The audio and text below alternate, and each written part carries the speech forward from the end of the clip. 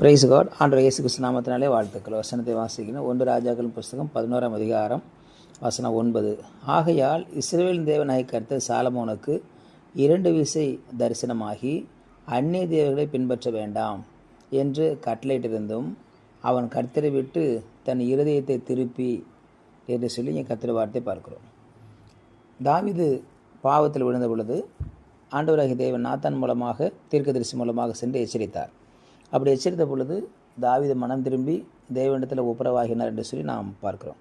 ஆனால் இங்கே சாலமோனிடத்தில் எந்த தீர்க்கதரிசியும் தேவன் அனுப்பவில்லை, தீர்க்கதரிசி மூலமாக பேசவில்லை. மாறாக தானே களத்தில் இறங்கினார். தானே இறங்கி சாலமோன்கிட்ட பேச போகிறார். காரணம், தாவீதினுடைய பாவம் ஒன்று தான், ஆனால் சாலமோனுடைய பாவம் 1000. அப்போ இதிலிருந்து வெளியே வருவது என்பது ஒரு தீர்க்கதரிசி அனுப்பி சரிப்படுத்தி விட முடியும் என்று தேவன் விரும்பலை. ஆகவே தானே களத்தில் இறங்கினார். அவரே களத்தில் இறங்கி நானே இதை செய்வேன், நானே இதை செய்கிறேன் என்று சொல்லி அவரே களத்தில் இறங்கினவராக சாலமோனுக்கு தரிசனமானார். ஒரு விசை மாத்திரமல்ல, 2 விசை, 2 முறை அவர் இறங்குகிறார். 2 முறை அவனுக்கு எச்சரிக்கிறார். தரிசனமாகி எச்சரிக்கிறார். என்ன எச்சரிக்கிறார்? அந்நிய தேவர்களை நீ பின்பற்ற வேண்டாம், உன் இருதயத்தை என் பக்கம் திருப்பு என்று 2 காரியம் செய்கிறார். அப்போது அந்நிய தேவர்களை பின்பற்ற வேண்டாம் என்று தேவன் சொன்ன அந்த வார்த்தை சாலமோனுக்கு 1 முறை அல்ல 2 முறை கேட்கிறது. நீ உன் இருதயத்தை என் பக்கமாக திருப்பு என்று 1 முறை சொல்ல 2 முறை தேவன் சொல்கிறார்.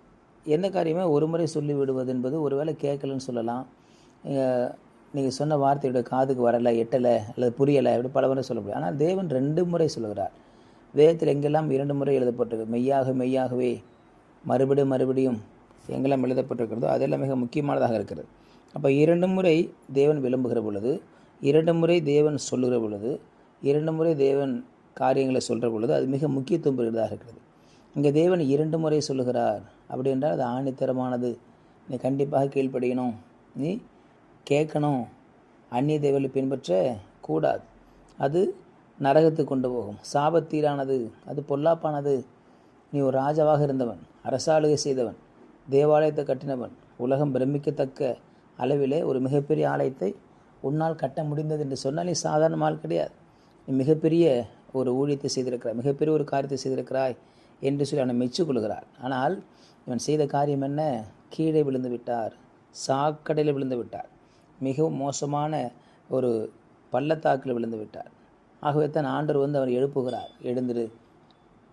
எழும்பு, உன் இருதயம் என் பக்கமாக திரும்பட்டும் என்று சொல்லி. எந்த ஒரு மனுஷனும் தேவனை விட்டு விலகி போகிற பொழுது அவர் விட்டு வருகிற தேவன் அல்ல.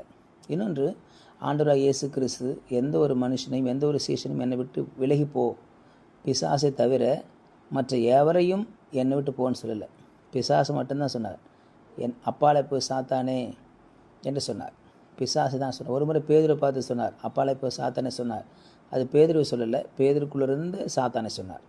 பேதுருக்குள்ளிருந்து கிரியை செய்து சாத்தானை சொன்னார். அப்போது தேவன் தம்மை விட்டு யாரையும் விலக்குகிறல்ல, அவர் மறுபடியும் அணைக்கிற தேவனாக இருக்கிறார், சேர்த்து கொள்ளுகிற தேவனாக இருக்கிறார்.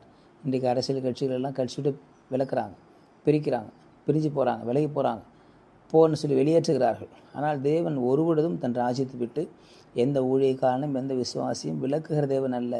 அவர்களுக்கு வாய்ப்புகளை கொடுக்கிறார், திருத்துகிறார். கடைசி கட்டத்தில் வந்து திருத்துகிறார். பாருங்கள், சாலமோன் மிகப்பெரிய பாவத்தை செஞ்சிட்டாரு. எந்த சமுதாயம் ஏற்றுக்கொள்ள முடியாத ஒரு பாவம், 1 2 அல்ல 1000 பாவங்களை செய்தார். அப்படி இருந்தும் மீண்டும் ஒரு வாய்ப்பு கொடுக்கும்படியாக அவரிடத்தில் 1 முறை அல்ல 2 முறை பேசுகிறார். இதுதான் தேவனுடைய இருதயத்துக்கும் மனுஷ இருதயத்துக்கும் உள்ள ஒரு மாபெரும் வித்தியாசமாக இருக்கிறதை நான் பார்க்க முடியும். ஆனாலும் சாலமோன் தன்னுடைய இருதயத்தை தேவனை விட்டு வெளியே திருப்பினான். அவர் கற்பித்ததை கை கொள்ளாமல் போனான், அவர் சொன்னதை கேட்காமல் போனான். ஆகவே கர்த்தர் அவன் மேலே கோபமானார். கடைசி கட்டத்தை ஆண்டு கோபப்படுறார்.